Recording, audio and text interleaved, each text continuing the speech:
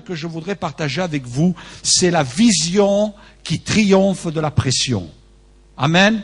La semaine dernière, nous avons parlé de la vision, de la passion qui triomphe de la pression. Mais ce matin, j'aimerais vous parler de la vision. C'est pas parce qu'il y a des pressions dans ce monde, c'est pas parce qu'il y a des charges lourdes sur notre vie que la vision de Dieu s'arrête. Est-ce que quelqu'un peut dire amen ce matin? Alléluia. Ça ne s'arrête pas. L'Église est en marche. L'Église est comme une armée. Et personne ne peut l'arrêter. Amen. On va prier ensemble quelques instants. Notre Dieu, notre Maître bien-aimé, nous voulons ce matin nous placer devant toi. Nous voulons placer nos cœurs devant ta face afin que tu puisses nous aider les uns et les autres. Pour nous, c'est une période de rentrée. Et nous voulons, Seigneur, faire l'énoncé de cette vision que tu as mise sur notre cœur, cette direction que tu as mise sur notre cœur, ces objectifs que tu as mis sur notre cœur. Et nous voulons te servir fidèlement, Seigneur. Mon Dieu, viens nous bénir, viens nous aider, viens te révéler toujours plus à notre cœur. Dans le nom de Jésus, louange à toi, manifeste-toi puissamment. Dans le nom de Jésus et glorifie ton nom, Seigneur. Qu'il y ait le sceau de ton esprit sur ces moments, qu'il y ait l'approbation de Dieu sur ces moments. Dans le nom de Jésus, amen. Amen. Gloire à Dieu. Et pour parler de ce sujet, j'aimerais vous parler d'un ministère, j'aimerais vous parler d'un homme, c'est le ministère de Néhémie. On va lire ensemble dans le premier chapitre de Néhémie. Cet homme va nous donner, au travers de son vécu, et au travers surtout de l'approbation du Saint-Esprit, nous donner quelques pistes de réflexion pour nous ce matin. Parole de Néhémie, fils de Hakalia, au mois de Kisleu, la 20e année, comme j'étais à Suse, dans la capitale, Anani, l'un de mes frères, et quelques hommes arrivèrent de Juda. Je les questionnai au sujet des Juifs réchappés qui étaient restés de la captivité et au sujet de Jérusalem. Ils me répondirent, ceux qui sont restés de la captivité sont là dans la province, au comble du malheur et de l'opprobre. Les murailles de Jérusalem sont en ruine et ses portes sont consumées par le feu. Lorsque j'entendis ces choses, je m'assis, je pleurai et je fus plusieurs jours dans la désolation. Je jeûnai et je priais devant le Dieu des cieux. Amen.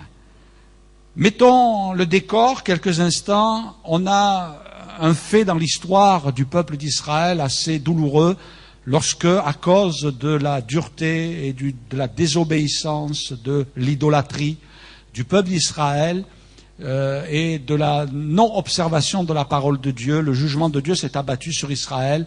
Et c'est par le moyen de Nebuchadnezzar, qui était le roi de Babylone, que le peuple a été envahi. Jérusalem a été saccagée par le feu, par la destruction, et le peuple a été amené en déportation. Et les peuples se sont succédés jusqu'à arriver à la période des Mèdes et des Perses, période de Néhémie. Et là, il y a eu, puisque Néhémie a été précédé par Esdras, qui lui a été un instrument, un scribe, un instrument entre les mains de Dieu pour la reconstruction du temple qui avait été détruit, ravagé. Et quelques-uns ont pu de nouveau regagner Jérusalem, mais la majorité, la plus grande totalité, était encore en captivité. Et là, dans la captivité, il y avait un homme qui s'appelait Néhémie. Et la Bible nous dit que cet homme était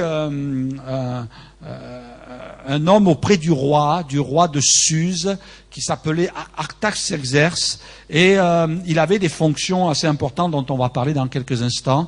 Et là, il a eu l'appel du pays.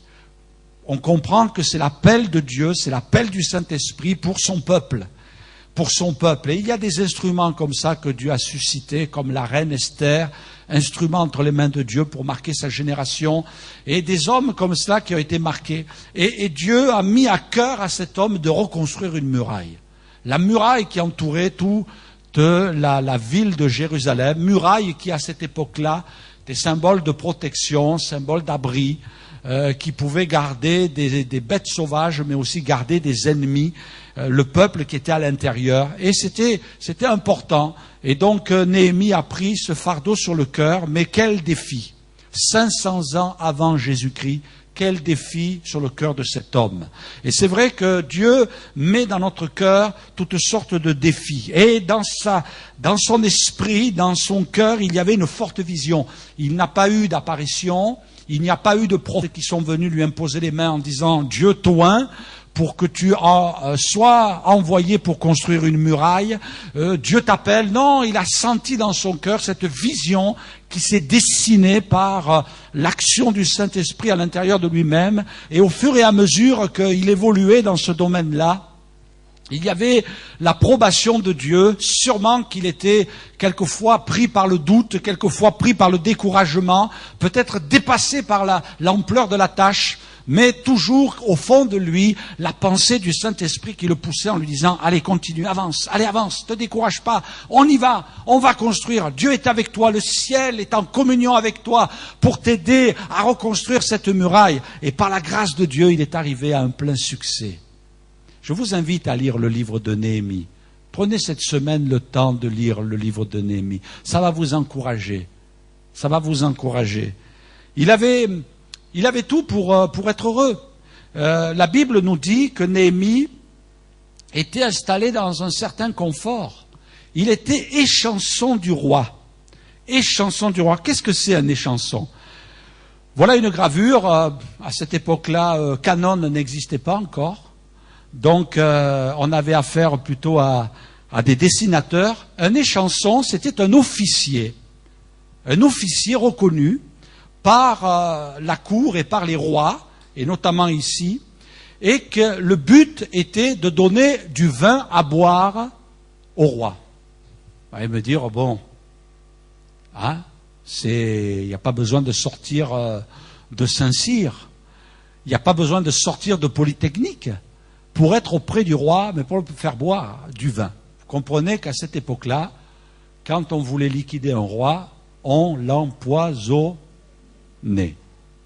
D'accord?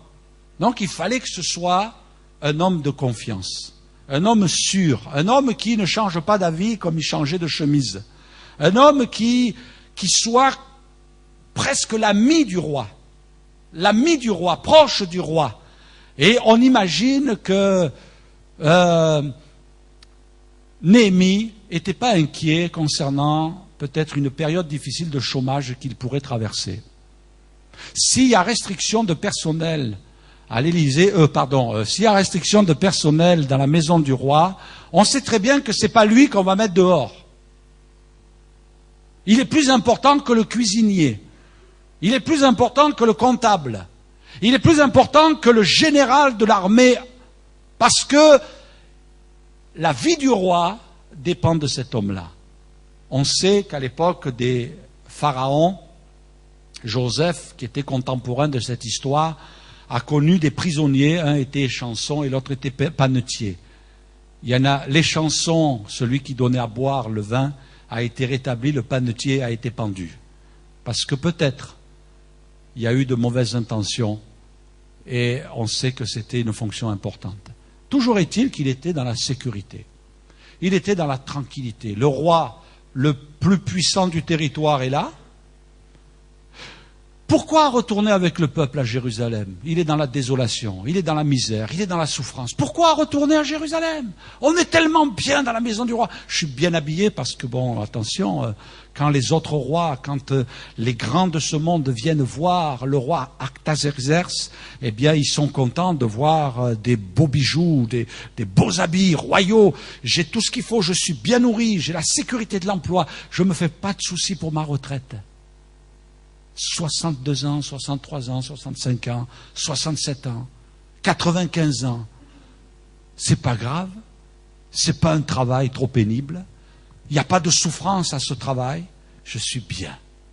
Qu'est-ce que je vais m'ennuyer à recevoir une vision de Dieu? Qu'est-ce que je vais m'ennuyer à me salir les mains? Qu'est-ce que je vais m'ennuyer d'aller voir un peuple qui est dans la désolation? Je suis tellement bien là. Tellement bien. Vous imaginez un petit peu ce qui a dû se passer dans son cœur. Mais la Bible dit que quand il a paru devant le roi, Il n'a rien osé dire, mais le roi a vu que son visage, donc le roi le connaissait, il avait l'habitude de le regarder dans les yeux. Et il a vu que le roi, il a dit, tiens, sûrement que Néhémie était quelqu'un de bonne humeur, quelqu'un de joyeux, quelqu'un de constant dans ses humeurs. Et le roi l'a vu, il dit, qu'est-ce qu'il y a? T'as un petit problème amoureux? Allez, raconte-moi. Dis-moi. En plus, le roi était avec sa femme, la reine. Allez, qu'est-ce qui t'arrive? Dis-moi. Et là, la Bible nous dit qu'il s'est mis à prier, pour pas dire n'importe quoi. Il s'est mis à prier. Et Dieu lui a donné les mots. Mon peuple, la muraille, Jérusalem, Israël, peuple hébreu, c'est mon peuple. Et là, il a partagé. Et Dieu lui a permis qu'il trouve faveur auprès du roi. Est-ce que l'œuvre de Dieu est un fardeau pour nos âmes? Est-ce que l'œuvre de Dieu, ça fait partie intégrante de notre vie? Ou est-ce que quand on a quitté l'église, eh bien on se dit, bon mais c'est fini, je pense à plus rien, plus de soucis, plus de tracas. Non, non, mais un fardeau, un véritable fardeau. C'est ce que Dieu veut sur notre cœur. Fardeau de l'œuvre de Dieu. Alléluia. C'est vrai qu'Israël n'était pas populaire. C'est vrai qu'Israël était affaibli à cette époque-là.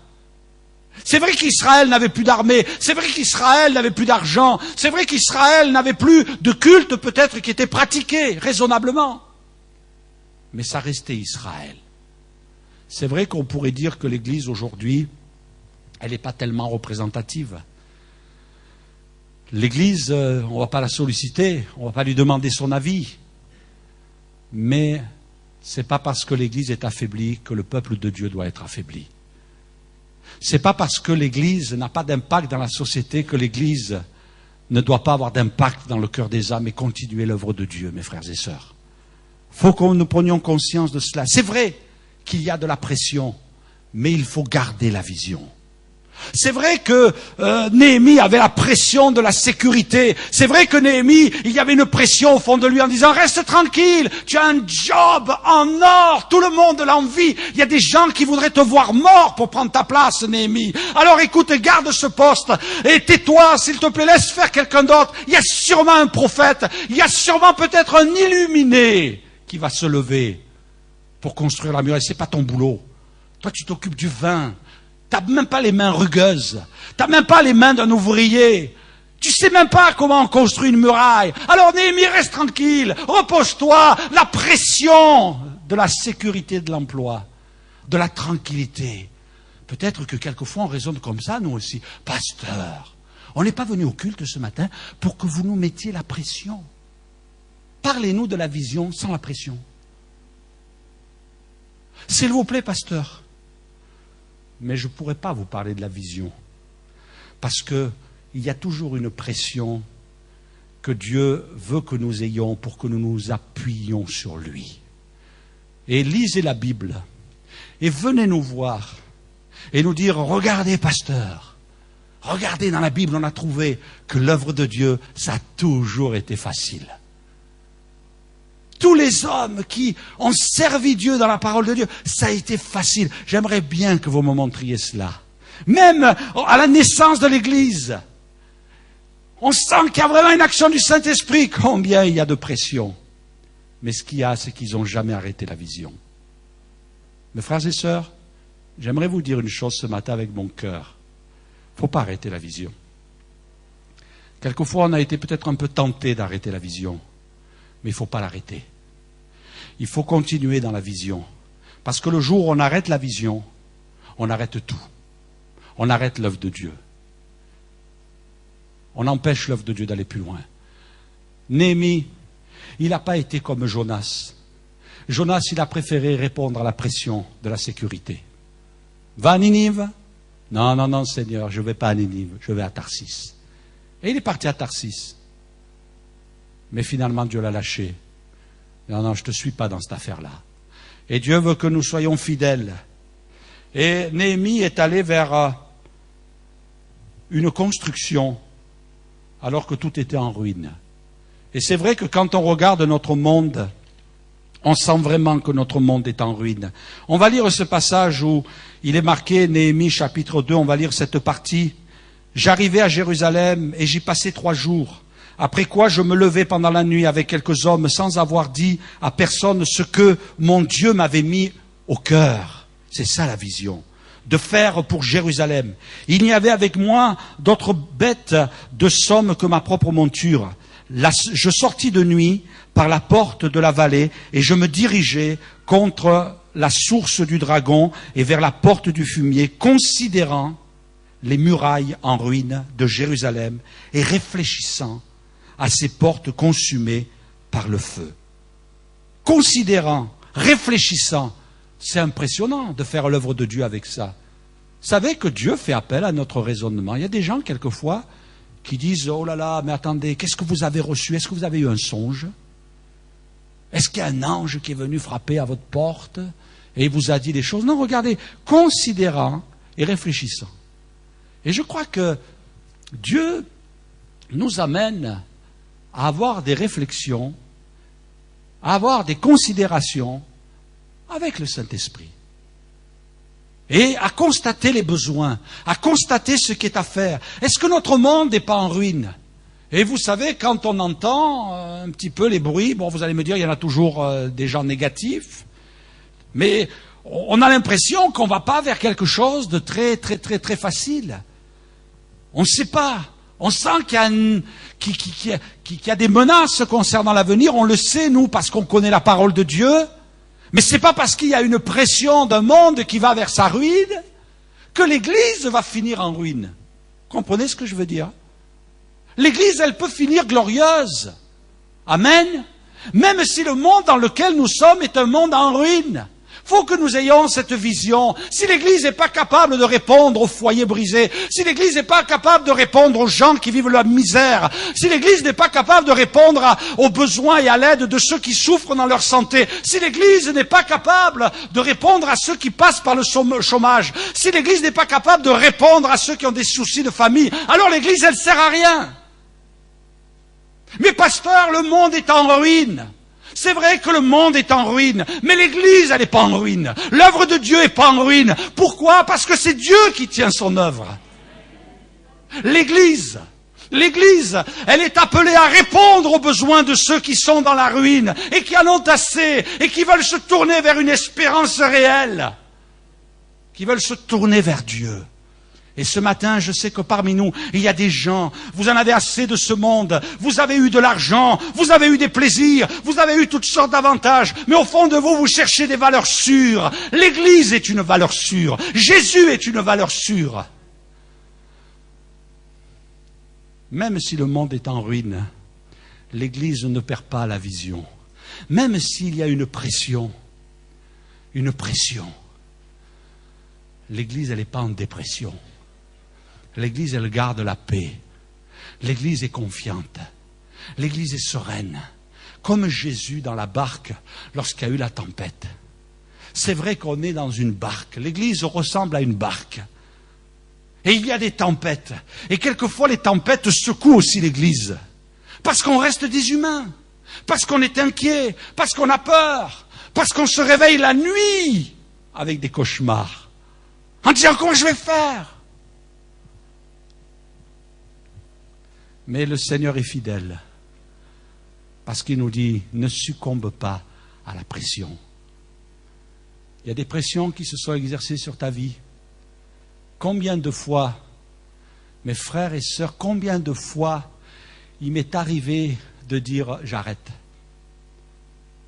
Combien de fois? Je connais l'exemple, je sais, je vous l'ai raconté un jour ici, mais de ce pasteur que je connais, qui a été voir le responsable du mouvement dans lequel il était, dans un autre pays, et il a amené sa lettre de démission en disant « Je démissionne de ma position de pasteur ». Alors le responsable de ce mouvement, un des responsables administratifs, a reçu cette lettre, il l'a lue, et il a été très très embarrassé, mais Dieu lui a donné la pensée. Il s'est mis à prier dans son cœur, comme l'a fait Néhémie très rapidement. Et qu'est-ce que je vais lui répondre?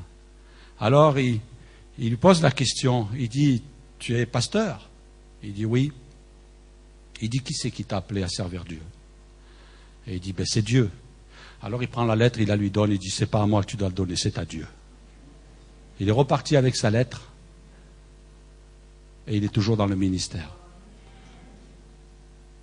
Et mes amis, j'ai lu aussi toutes sortes d'articles. Vous savez actuellement qu'il y a un homme de Dieu qui sert Dieu fidèlement, Rick Warren, dont on entend beaucoup parler, qui est un homme fidèle. Il disait que très très régulièrement, traversait dans son esprit la pensée de quitter, d'abandonner. Et il y a des pressions de tous côtés.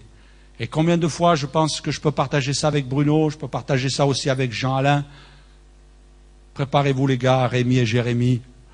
Mais combien de fois dans votre esprit va passer, et combien de fois dans notre esprit est passée la pensée de dire on va arrêter. C'est trop dur. La pression. Le monde est en ruine. Je ne peux pas y suffire. Je ne peux pas répondre. Mais Dieu nous appelle, mes frères et sœurs, à ne pas succomber à la pression. Néhémie, quand il a quitté la maison du roi, qu'il est allé à Jérusalem, et que là, pendant la nuit, il a considéré, moi j'imagine Néhémie peut-être pris de sanglots, pris de panique, pris de peur, pris d'angoisse. L'angoisse. Dire, on ne va pas y arriver.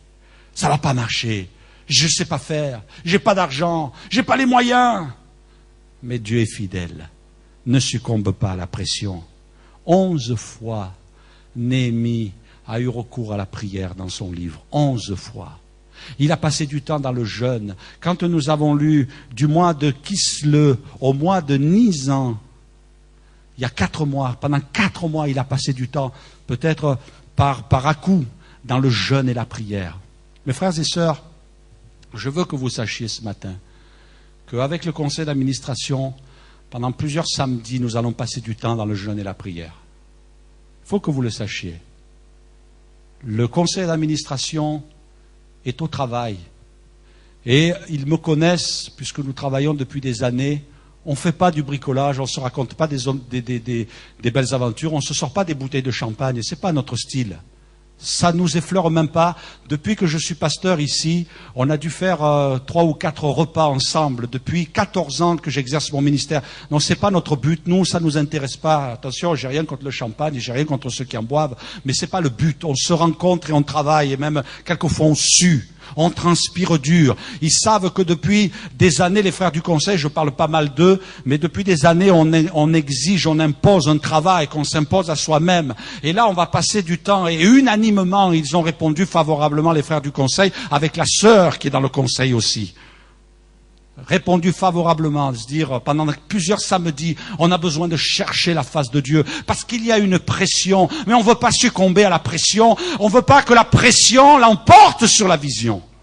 Sinon, il vaut mieux tout arrêter, mes frères et sœurs. Sinon, il vaut mieux tout arrêter. Mais on ne veut pas tout arrêter. Parce que il y a une vision. Et ce n'est pas parce que la vision est dans la difficulté que on ne veut pas avancer. J'aimerais vous dire que dans le cœur de Néhémie, il y a eu de la générosité. Il est marqué, il s'éleva de la part des gens du peuple et de leurs femmes de grandes plaintes. On a l'impression qu'on lit acte 6 là. Contre les frères et leurs frères, les Juifs. Les uns disaient, nos fils, nos filles, nous sommes nombreux, qu'on nous donne du blé, afin que nous mangions et que nous vivions. Bon, je vais arrêter là la lecture, mais simplement dire, il y a eu un besoin matériel. Néhémie aurait pu dire, mais moi, je suis là que pour gérer la reconstruction de la muraille. Et l'œuvre de Dieu, c'est quelque chose d'étendu. L'œuvre de Dieu, c'est pas qu'une chose. L'œuvre de Dieu, c'est pas construire des bâtiments, mais c'est après utiliser ces bâtiments. L'œuvre de Dieu, c'est pas simplement parce que c'est une entreprise. Même si ça ne nous plaît pas, l'Église, c'est une entreprise. Mais ce n'est pas qu'une entreprise. On a besoin de gérer des comptes, on a besoin de faire des démarches administratives, on a besoin d'écrire à la mairie, on a besoin de téléphoner à la banque, on a besoin... Ça, c'est de l'administration. Et l'Église, c'est une entreprise, que ça nous plaise ou pas. Et même des lois sont en train de se mettre en place pour que bientôt l'Église soit taxée. Alors si on veut taxer l'Église, c'est qu'elle existe. Ne vous inquiétez pas, on veut taxer les offrandes. On veut prendre un pourcentage parce qu'on veut des sous. Il faut donner de l'argent. L'Église, quand on nous convoque devant un notaire, quand on nous convoque devant des grands, c'est une entreprise. Et je mets au défi tout pasteur de me dire c'est faux. Parce qu'il ne serait pas conscient de la réalité. Mais l'Église, c'est la maison de Dieu avant tout. L'Église, c'est l'œuvre de Dieu. Et l'Église a des besoins. L'Église, on doit répondre aux besoins. Et je bénis le Seigneur de ce que cette année encore, j'ai vu des gens faire appel. Et me dire, pasteur, pendant l'été, pasteur, viens. On voudrait te parler de projets. On voudrait te parler de réorienter notre travail. On voudrait te parler d'une vision qu'on a. Et ça, j'aime ça. Et l'autre fois, des gens venir me voir aussi dans le bureau, dire, pasteur, on est bien à servir Dieu. On s'épanouit dans l'œuvre de Dieu. Mais il y a de la pression. Il y a des besoins. Il y a des gens qui pleurent. Il y a des gens qui ont faim. Moi, j'étais émerveillé. Vous avez entendu parler de ce pasteur américain, Terry Jones, cette semaine, quand les caméramans ont fait un petit reportage sur son bureau. Il y avait la Bible, il était en train de lire la Bible, et à côté, il y avait le pistolet. 9,45. Allez. Vous l'avez vu? Il y en a qui l'ont vu. Il a menacé de brûler 500 Corans. Vous avez entendu parler de lui? Moi, j'ai dit, c'est pas Terry Jones qu'il faut l'appeler, c'est Jesse James. Moi, je veux dire simplement que je m'associe pas à ce qu'il a fait. Moi, je refuse d'être apparenté à ce monsieur-là. Je trouve que ses pratiques sont pas tout à fait évangéliques. Hein? Mais cette semaine, on a eu l'inverse de ce qu'a fait Terry Jones. Je vais vous raconter. Cette semaine, vendredi, moi j'ai été émerveillé comme quoi Dieu nous parle. Si j'avais su ça avant, je vous promets, mes frères et sœurs, j'aurais invité la télévision à venir ici. Et je vous assure, à 95%, de vous dire, je suis pratiquement sûr qu'il serait venu. Vous savez ce qui s'est passé cette semaine? On a fait une distribution de colis alimentaires. On n'a pas brûlé des Corans, mais on a nourri des musulmans qui sortaient du Ramadan. Oh, je fais presque des vers. On a nourri des musulmans qui sortaient du Ramadan.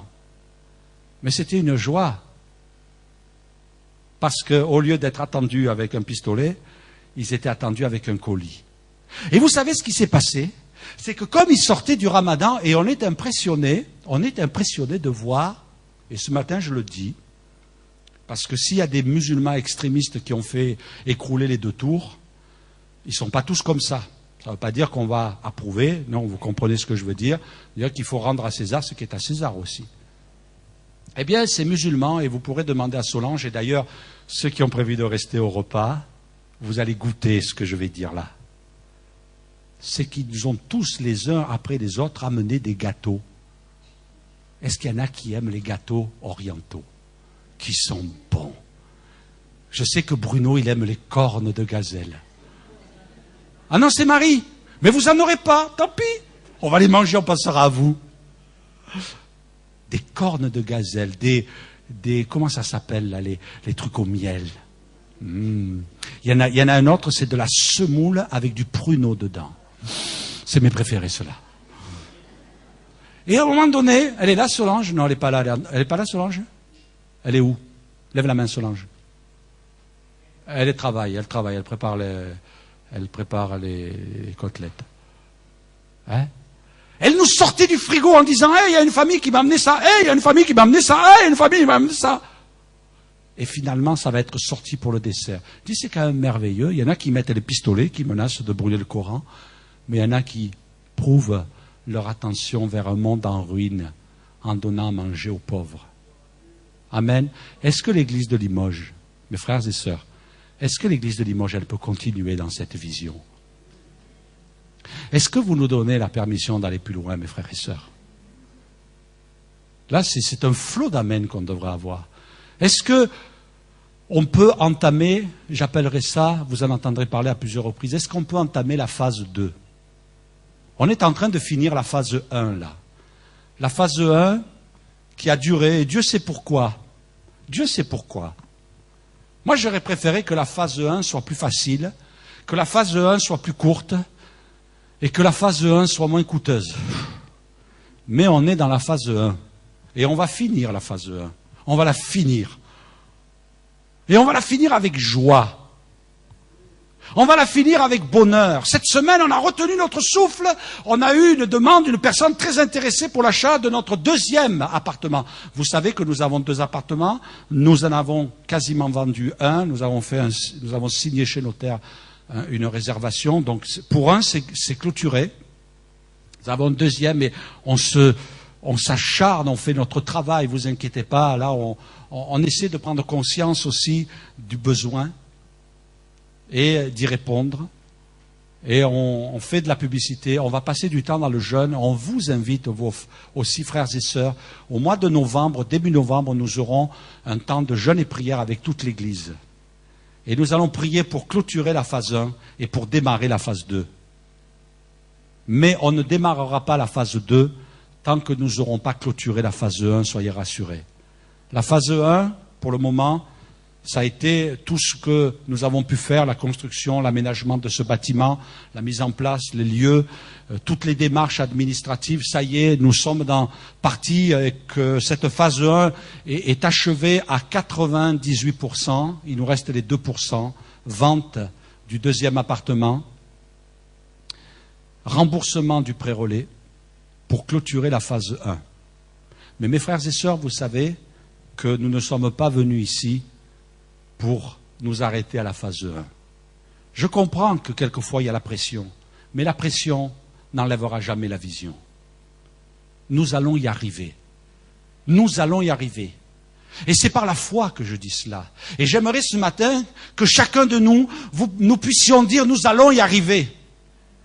Quelquefois, on a entendu des prophéties qui nous disaient « Ah, vous allez à la catastrophe, vous allez à la faillite. » Non, on n'ira pas à la faillite. Non, on n'ira pas à la catastrophe. Non, ça va marcher, on va y aller. On a vu de la jalousie, on a vu de la répression, on a vu de la rébellion, on a vu de la colère, on a vu de l'opposition, on a vu de la pression. Mais la vision, elle avance. Elle avance. Parce que c'est Dieu qui a donné la vision. Et si nous sommes ici, c'est parce que Dieu l'a voulu. Et si nous sommes partis d'Aigues-Perses, c'est parce que Dieu l'a voulu. Et je crois qu'il faut l'accepter. Il faut le croire. Même si on se dit, oui, mais notre pasteur, il n'a pas eu, ou nos pasteurs, ils n'ont pas eu la révélation, il n'y a pas d'anges qui sont venus. Non, c'est la vision, il faut obéir à ce que Dieu met sur notre cœur. Mais ce n'est pas parce qu'on obéit à ce que Dieu met sur notre cœur que c'est facile. Mes frères et sœurs, chaque fois que vous allez obéir à la vision de Dieu, ça sera difficile. Et même, j'oserais dire que quelquefois, parce que c'est difficile, c'est bon. Parce qu'il y a de l'opposition. Relisez le livre de Néhémie. Combien de fois on a voulu l'arrêter? Combien de fois on l'a insulté? Combien de fois il a reçu du courrier? Combien de fois il a reçu des menaces? Combien de fois il s'est arrêté? Non. Il a continué dans la vision. Parce qu'il n'a pas succombé à la pression. Mes frères et sœurs, ne succombons pas à la pression. Et je voudrais vous dire en terminant, on va lire ce passage, Néhémie chapitre 5, verset 14. Dès le jour où le roi m'établit leur gouverneur dans le pays de Juda, depuis la 20e année jusqu'à la 32e année du roi Artaxerxès, pendant 12 ans, ni moi ni mes frères n'avons vécu des revenus du gouverneur. Avant moi, les premiers gouverneurs accablaient le peuple et recevaient de lui du pain et du vin, outre 40 cycles d'argent. Leurs serviteurs même opprimaient le peuple. Je n'ai point agi de la sorte par crainte de Dieu. Rigueur, droiture, honnêteté. Bien plus, j'ai travaillé à la réparation de cette muraille. Et nous n'avons acheté aucun champ. Et mes serviteurs tous ensemble étaient à l'ouvrage. J'avais à ma table 150 hommes juifs et magistrats, outre ceux qui venaient à nous des nations d'alentour. On m'a prêté chaque jour un bœuf, 6 moutons, des oiseaux, etc., etc. 150 personnes à sa table, tous les jours. Il n'a pas voulu que le gouverneur l'aide. Et Néhémie, moi je crois qu'il est logique. Il sait très bien que la vision, il y a un coût. il y a un coût. Il faut mettre la main à la poche. Il faut sortir notre argent. Il y a un coût. Et ça, c'est une pression aussi. Vous savez que l'argent, c'est le seul démon qui a un nom. Lisez votre Bible. C'est le seul démon qui a un nom. Mammon. Mammon. Vous verriez recevoir une publicité, une nouvelle banque qui vient de sortir, la banque Mammon. C'est un dieu, l'argent. Et l'argent, c'est lui qui régit le monde. Ce démon régit le monde. C'est terrible, l'argent. Mais que cette pression ne nous gagne pas. Vous êtes inquiets. Nous sommes inquiets. On veut toucher à nos retraites. Il y a le chômage, des menaces d'entreprises qui sont là et qui disent on va fermer. Il y a des pressions. Vous avez des pressions, vous avez des charges. La Bible nous dit pour alléger nos pressions, vivons modestement. Pas malheureusement, mais vivons à notre niveau. Vivons avec nos revenus. Combien de gens divorcent? Combien de couples divorcent après avoir acheté une maison en construction? Ils sont sous la pression financière. Combien de tensions dans les couples? Combien de tensions parmi les enfants? Il faut qu'on soit sage dans ce domaine-là. Si vous avez les moyens, calculez bien. La Bible nous dit de calculer la dépense. Mais j'aimerais vous dire aussi que la vision a un coût. Eh bien, frères et sœurs, ce que je vais dire là, ce n'est pas quelque chose que j'ai imaginé pendant la nuit parce que je ne savais pas quoi faire. Mais c'est des réflexions de longue date, de semaines et de mois, en disant ce matin, mes frères et sœurs, l'église de Limoges a une pression. Le conseil d'administration a une pression. Nous avons passé un très mauvais été. Non pas parce qu'il a fait mauvais, mais parce que pendant la période d'été est toujours une période creuse au niveau des offrandes. Parce que les chrétiens, je ne sais pas ce qui se passe. Est-ce qu'ils donnent dans d'autres villes? Est-ce qu'ils ne donnent pas? Est-ce qu'ils ne donnent plus? Mais ça a été très difficile. Mais j'aimerais vous dire, mes frères et sœurs, est-ce que l'église de Limoges est prête à entrer dans la vision? Et ce que je dis là, c'est que ce n'est pas la vision qui est en péril, mais c'est les moyens d'accéder à la vision.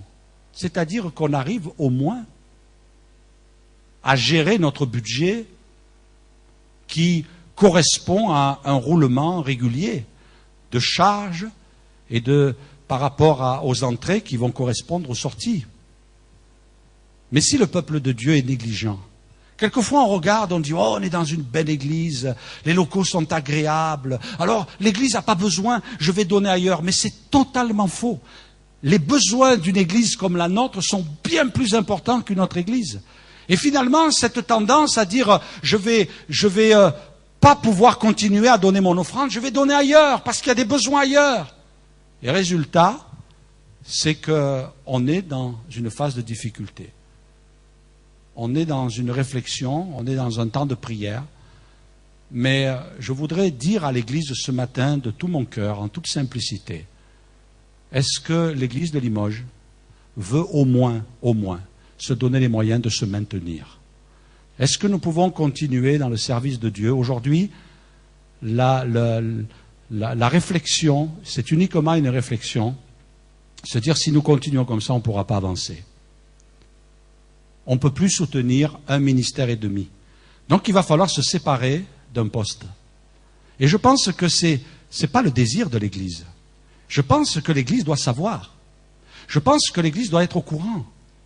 Moi je sais une chose, c'est que nous avons environ 95% de l'Église fidèle dans le désir de foncer. Et je souhaite que les 5% puissent regagner ce groupe. En disant, on va y aller, on va foncer, c'est l'Église, c'est l'œuvre de Dieu. On n'est pas là pour regarder en arrière, on n'est pas là pour faire notre volonté, on est là pour être fidèles à l'œuvre de Dieu. Mais toujours est-il que ceux qui ont à cœur et qui sont fidèles et qui veulent vraiment voir l'œuvre de Dieu avancer, soyons fidèles dans nos offrandes. Nous, les serviteurs de Dieu, nous voulons être fidèles dans nos offrandes. Nous prenons 10% de nos revenus, nous les donnons à l'Église et quelquefois même plus. Quelquefois même plus. Et je crois que ce matin, je fais appel à chacun de vous. C'est un message pour notre rentrée, pour cette année qui s'annonce devant nous. Et c'est un appel à une prise de conscience ce matin. Mes frères et sœurs, soyez fidèles dans vos offrandes, qui doivent revenir à votre Église. C'est votre Église. C'est votre Église.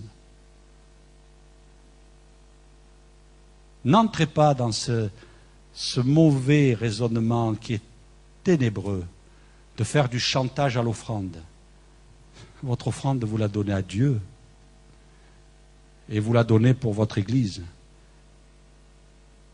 Et je crois que nous devons être fidèles dans ce domaine-là. S'il y a des frères et sœurs, et on ne veut pas mettre de pression, je crois qu'il y en a suffisamment, qui veulent se dire au fond d'eux-mêmes, après avoir bien calculé, on peut faire plus. On peut donner 10 euros, 20 euros, 30 euros de plus, 50 euros de plus par mois. Et on peut s'engager à le faire. Ou alors on donnait là-bas. Moi j'ai des chrétiens qui m'ont dit, pasteur, on réalise qu'il y a des besoins dans notre église. Avant on donnait là-bas, maintenant on va arrêter de donner là-bas, on va donner à notre église. Mes frères et sœurs, soyez fidèles. Ne soyez pas uniquement des chrétiens assis sur une chaise en disant, mon église n'a pas besoin, votre église a besoin. Votre église ne peut pas continuer comme ça. Et ça peut être vite réglé avec des petits comptes, avec des petits traits, en disant on va barrer, on va éliminer. L'église de Limoges a pu avancer. Nous nous réjouissons de tout le cheminement que nous avons pu faire jusqu'à ce jour où on a pu aider à l'implantation d'une ville aguerrie avec un pasteur, où on a pu aider à la mise en place à Saint-Geniez avec un pasteur pris à plein temps, où on peut voir des jeunes se lever, servir Dieu. Est-ce que c'est une église qui va s'arrêter ou est-ce que c'est une église qui va continuer ? Ne soyons plus, et je ne le dis pas avec agressivité, je le dis avec amour, ne soyons pas des chrétiens satellites. Est-ce que l'église ici, c'est votre église? Si c'est votre église, soyez fidèles. Si c'est votre église, soyez généreux. Donnez votre offrande. Si ce n'est pas votre église, allez à l'autre église dans laquelle vous avez envie d'aller. On vous laisse libre. Mais si vous venez ici, soyez fidèles. Participez. Donnez votre offrande. Et comprenez-moi bien, ce matin, c'est avec le cœur qu'il faut le faire. Pas forcé. Si vous sentez que c'est forcé, vous savez mes principes, et j'y reviens pas, gardez votre argent. Si vous êtes dans un esprit de cupidité, gardez votre argent. Si vous êtes dans un mauvais état d'esprit, gardez votre argent. On n'en veut pas. Ça ne nous intéresse pas. Votre offrande ne nous intéresse pas. Et là-dessus, je ne déroge pas. Mais si vous êtes des frères et sœurs de l'église de Limoges, si vous êtes des frères et sœurs qui ont à cœur la vision, des frères et sœurs qui ont envie de dire en venant ici, c'est mon église, j'en suis fier, alors soyez fidèles. Si vous vous êtes engagés à travailler avec nous, si vous faites partie de l'équipe, là, il faut que vous soyez fidèles. Sinon, quittez l'équipe. Quittez l'équipe, ne venez pas travailler avec nous. Restez dans les rangs, recevez la prédication, soyez bénis, mais ne venez pas travailler avec nous. On veut des gens fidèles. On veut des gens qui sont sérieux. Mais mes frères et sœurs, j'aimerais vous dire aujourd'hui, nous sommes dans une phase de réflexion décisive pour l'avenir. Et ça doit se décider dans les semaines et les mois à venir. Est-ce que nous allons continuer à répondre aux besoins de notre Église? Si on accepte de continuer à répondre aux besoins de notre Église, on va dans la phase 2. Si l'Église de Limoges dit on ne fait rien, on arrête la phase 2 et on arrête le reste. Mais ce matin, il faut que vous sachiez, ce n'est pas des reproches, mais il faut que vous sachiez qu'après vous ne nous disiez pas, pasteur, on ne savait pas. Mais je crois qu'il y a de bonnes choses que Dieu prévoit pour l'église de Limoges. Mais je sais une chose, c'est que Dieu ne forcera pas l'église de Limoges.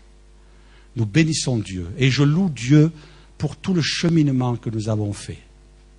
Même s'il y a eu des moments difficiles, je bénis Dieu. Je bénis Dieu.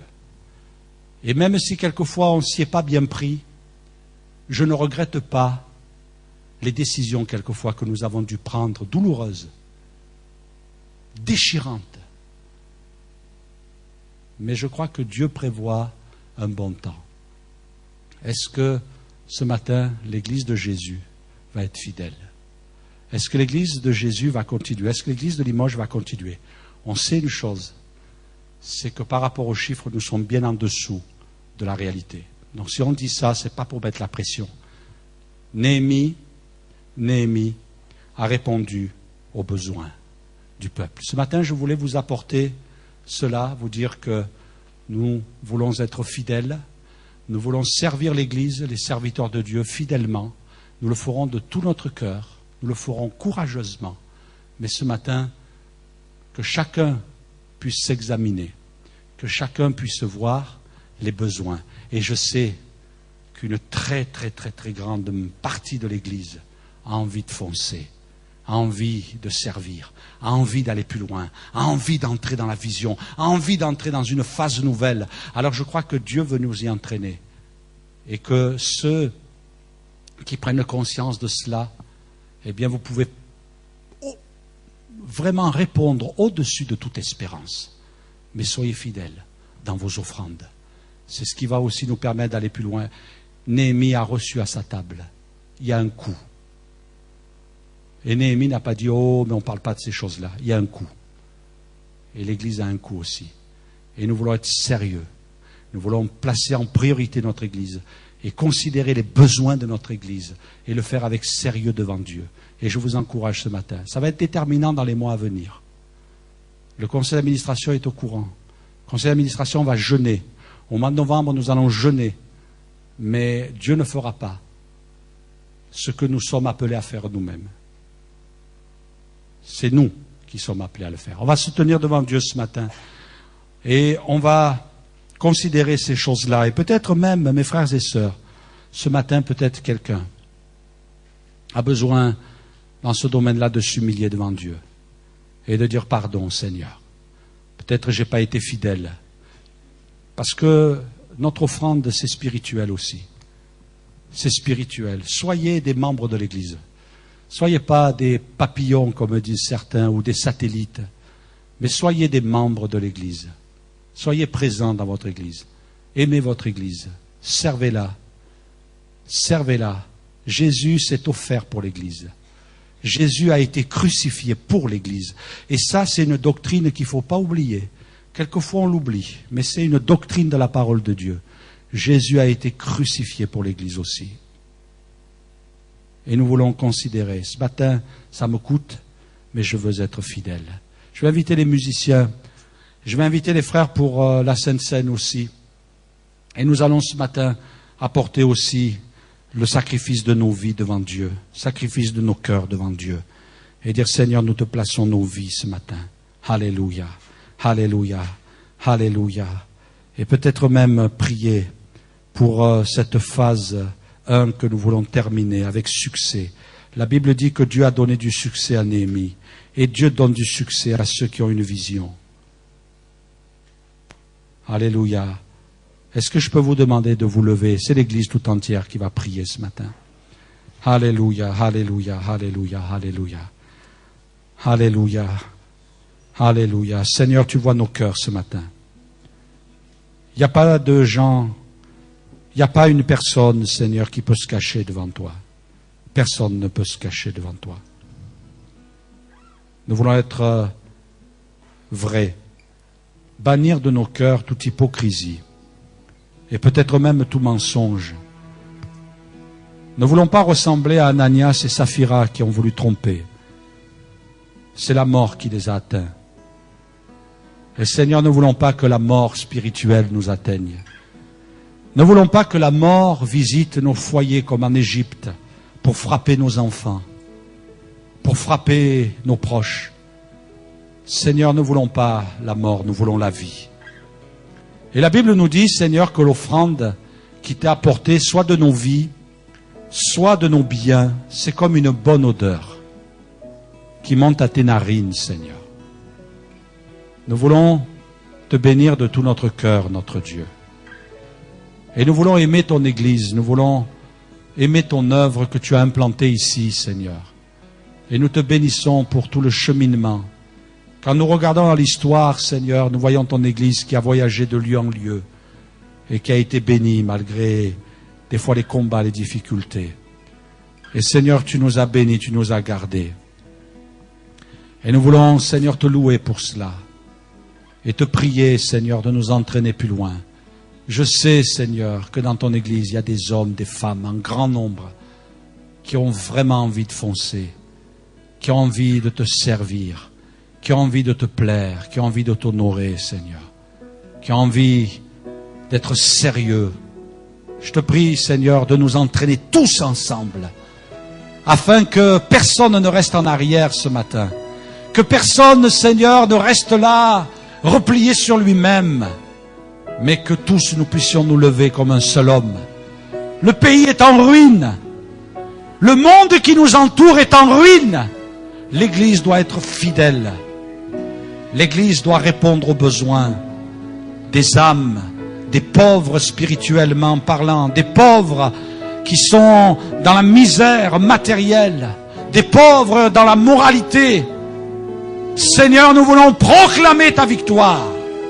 Et nous voulons déclarer que l'ennemi n'aura pas le dernier mot. Mais Seigneur, que ton œuvre va s'accomplir. Tu nous as secourus et tu vas continuer, Seigneur. Et nous te bénissons parce que tu es avec nous. Parce que le peuple de Dieu est en marche. Seigneur, donne-nous du succès comme Néhémie l'a rencontré. Donne-nous le succès pour que nous puissions aller plus loin. Seigneur, même un jour les disciples ont dit, vois leurs menaces. Vois les menaces des ennemis, Seigneur. Vois les pressions des ennemis, Seigneur. Et toi, tu juges, parce que tu es le juste juge.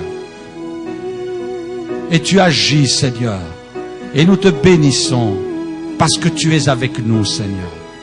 Dieu est avec nous. Et ce matin, nous voulons te bénir et te louer pour ton Église qui est belle, pour ton Église qui avance, pour ton Église qui gagne du terrain dans cette ville, pour ton Église qui va entrer dans une phase nouvelle. Seigneur mon Dieu, tu veux nous secourir, tu veux nous aider, nous donner du courage. Nous nous appuyons sur toi, Seigneur. Nous sommes pleins d'espérance, nous sommes pleins de confiance. Seigneur mon Dieu, tu vas agir et te glorifier. Alléluia, alléluia, alléluia, alléluia, alléluia.